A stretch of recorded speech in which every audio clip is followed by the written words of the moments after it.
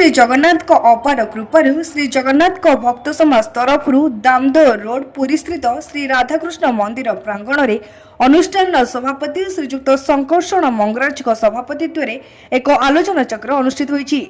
मुख्य अतिथि भाव श्रीमंदिर पुरोहित श्रीजुक्त पूर्णचंद्र महापात्र जोगदे पंचुक व्रतर पूजा विधि बेश तथा यार ऐतिहासिक तथ्य को उपस्थापन करथिले।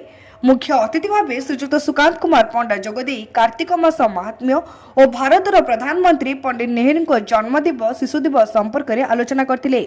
सम्मानित अतिथि भाव डॉक्टर बलराम दास जोगदे कार्तिक व्रत संपर्क में आलोचना करथिले। अनुष्ठान सभापति कार्तिक मासरे राधा दामोदर पूजा और हबिष्याली महात्म्यर आलोचना करथिले।